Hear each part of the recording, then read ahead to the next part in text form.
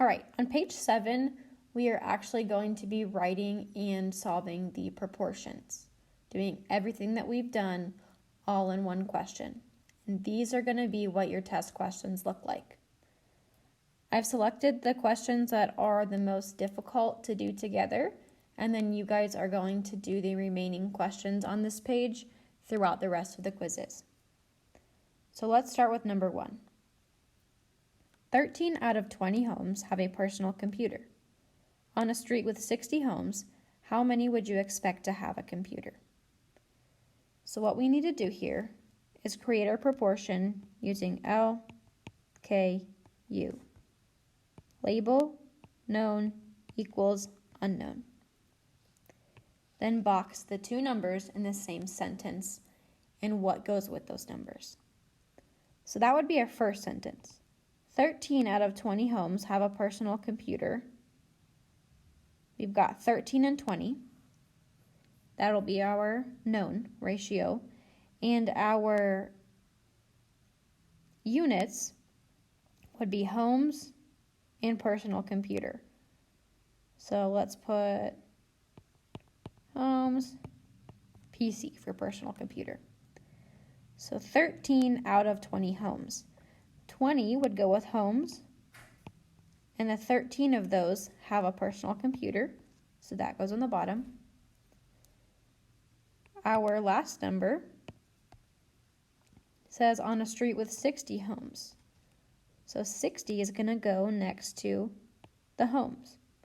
How many would you expect to have a computer? That's what we don't know, so that's our X.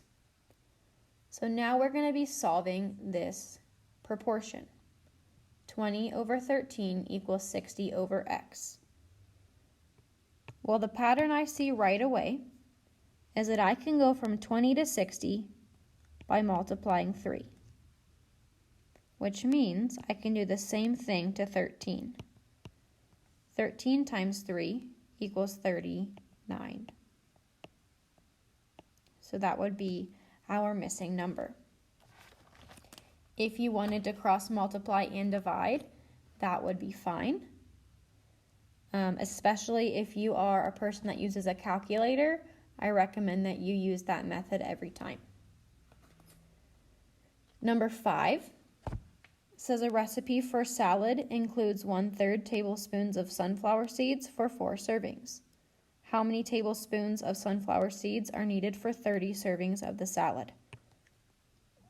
So let's start with L, K, U, and set that proportion up automatically. And then box in our two numbers in the same sentence. So I've got 1/3, 4, and 30.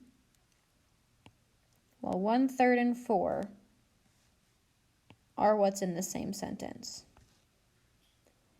And those units are tablespoons and servings. So I'll put tablespoons and servings. That known ratio is going to be those two numbers that I just boxed.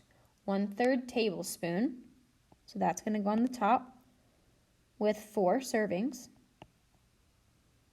Then I need to find the remaining number, which was 30 servings. So that's going to go with the servings number on the bottom. And we are finding X, how many tablespoons we need. Well, I can't think of a way to go from 4 to 30 by multiplying or dividing. So on this one, I'm going to cross multiply and divide, which means I need to do 1/3 times 30. The fraction doesn't change anything. 1/3 times 30, let's put that over 1. 1 times 30 is 30. 3 times 1 is 3. And then we're going to simplify that. 30 divided by 3 equals 10. So 1/3 times 30 is 10. And then divide it by my leftover number. 10 divided by 4. 10 divided by 4 equals 2.5. So that is what X would equal. the fraction didn't change any part of our process. Since we couldn't scale up by multiplying or dividing, we cross-multiplied and then divided by that leftover number. Number 6 says Sally biked 9 kilometers. 1 mile is approximately equal to 1.6 kilometers. Which measurement is closest to the number of miles Sally biked? So I've got 2 units, miles and kilometers. So I'm going to do LKU and set that up. It's really important in this example that you box the sentence with 2 numbers. My numbers are 9, 1, and 1.6. The numbers that are in the same sentence are 1 and 1.6, not 9. You have to make sure you check for that. So our units are miles and kilometers. And it tells me that 1 mile is approximately equal to 1.6 kilometers. So there's our known ratio. Then we're going to use our leftover number, that 9 kilometers, and put that on the bottom because that's where kilometers go, with X on top. In this case, I can't go from 1.6 to 9, so I'm going to cross multiply and divide again. 9 times 1 is 9, and then we'll have to do 9 divided by 1.6. Remember, we can't divide with that number on the outside, so we need to move it over on the outside and the inside and fill in a 0. So that becomes 90 divided by 16. And that gives me an answer of 5.625.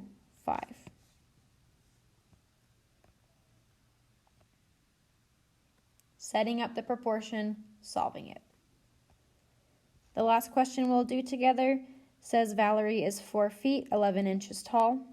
There are 2.54 centimeters and 1 inch. What is Valerie's height in centimeters? So let's look at our LKU and make that proportion. All right, now this is a tricky question because we have feet, inches, and centimeters, but we can only have 2 units. What we need to look for here is what it's telling us the conversion is. It says that there are 2.5 centimeters and 1 inch. That means that is what we care about. Centimeters and inches. And our known statement is that there are 2.54 centimeters and 1 inch. We're taking those 2 numbers in the same sentence and putting them as our known ratio. Now to find our unknown, we're looking for centimeters, so we don't know that, which means we need to figure out inches. Well, we know she's 4 feet 11 inches, and we can convert feet to inches. If there are 12 inches in every foot, we can multiply that, which gives me 48 inches, plus that additional 11 inches, means she's 59 total inches tall. So I'm going to put that 59 on the bottom. I can solve this by multiplying. 1 times 59 is 59. So we're going to do the same thing to 2.54 and multiply that by 59.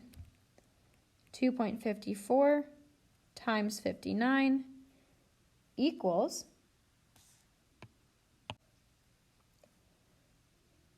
149.86. I know that question was a difficult one, that's why I did it with you guys, but the remaining questions should be pretty basic. 2 units only. Identify which 2 numbers are in the same sentence for your known ratio, and then solve for x, either by scaling up by multiplying or dividing, or use your cross multiply and divide method.